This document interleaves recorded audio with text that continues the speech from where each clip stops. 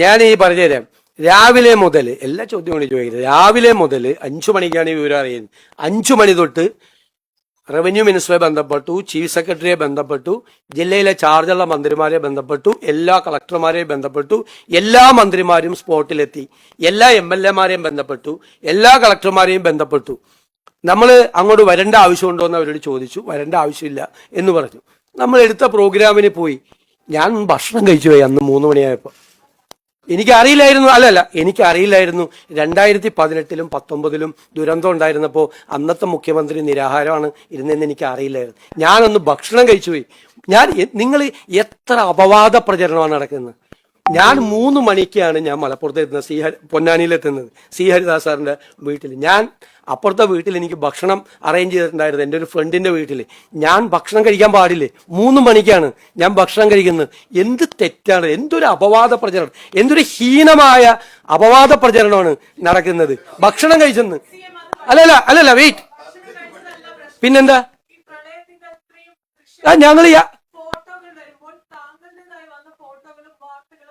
ഞാൻ ഭക്ഷണം കഴിക്കുന്ന എങ്ങനെ മാച്ച്, എന്ത് മാച്ചിങ് ആണുള്ളത്? നീലയും കറുപ്പോ? നിങ്ങളെന്താ ഒരു ഭക്ഷണം കഴിക്കുന്നത് ഫോട്ടോ എടുത്ത് പുറത്തു കൊടുത്തതിന് നിങ്ങൾ എന്താ ഔചിത്യമുള്ള നിങ്ങളുടെ ചോദ്യത്തിൽ? അല്ലത് ഭക്ഷണം കഴിച്ചു, തെറ്റുപറ്റിപ്പോയി, ഇനി പോലെ ഭക്ഷണം കഴിക്കാതിരിക്കും. എന്തൊരു മര്യാദകേടാണ്. എത്ര ഹീനമായിട്ടുള്ള പ്രചരണമാണ്. ഒരു സ്ഥലത്ത് ഭക്ഷണം കഴിക്കുന്നത്, ഒരു സ്ഥലത്ത് വെള്ളം എടുക്കുന്നു. അല്ലെ, ഒരു ചോദ്യത്തിന് മറുപടി പറ. ഇതിനൊന്നും മറുപടി പറ. എന്താ ഔചിത്യക്കുറവാണ് ഭക്ഷണം കഴിച്ചതിന്? ഭക്ഷണം കഴിക്കാൻ പാടില്ലേ? നിങ്ങൾക്ക് വേറെ എന്തോ ദുരുദ്ദേശമുണ്ട് നിങ്ങൾ ചോദിക്കുന്നതിൽ. ഞാൻ ഭക്ഷണം കഴിച്ചു പോയി, ക്ഷമിക്കണമെന്ന്.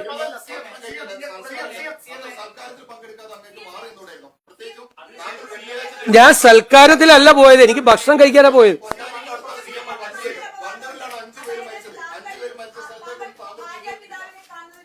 അല്ല, ഇത് കഴിയട്ടെ, ഇതിന്റെ വിഷമം തീർക്കട്ടെ.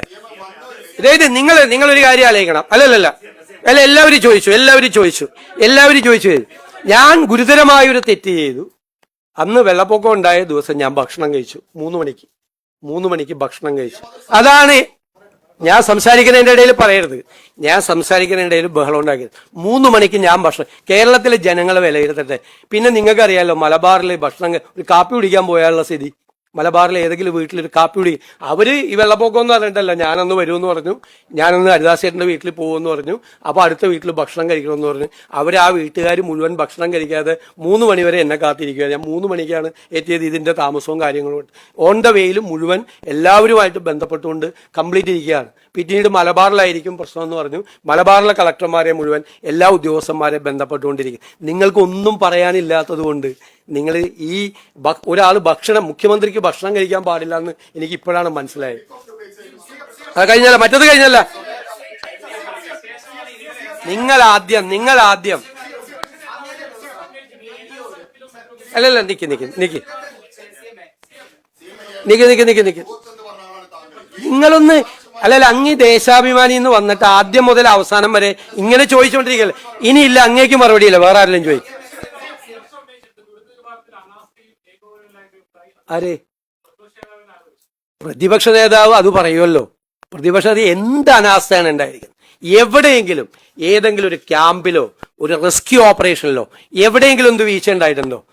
അവിടെ ഏരിയ സെക്രട്ടറിയെ കൊണ്ട് സ്വന്തം പേര് പൊക്കി പറയിപ്പിക്കാൻ വേണ്ടി നടത്തിയ ശ്രമമൊന്നും ഞങ്ങൾ നടത്തിയിട്ടില്ല. ഞങ്ങളൊക്കെ ഇതിനേക്കാൾ വലിയ ഫ്ലഡ് കണ്ടവരാ. കേരളത്തിലെ ഏറ്റവും വലിയ ഫ്ലഡ് കണ്ടവനാ ഞാൻ.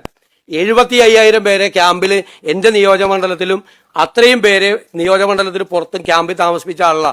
ആദ്യത്തെ 3 ദിവസം 1 മണി അരി പോലും വരാതെ എറണാകുളത്തെയും കൊടുങ്ങല്ലൂരിലെയും മാർക്കറ്റിൽ നിന്ന് കടം മേടിച്ച് സാധനങ്ങൾ കൊടുത്ത ആളാ ഞാൻ.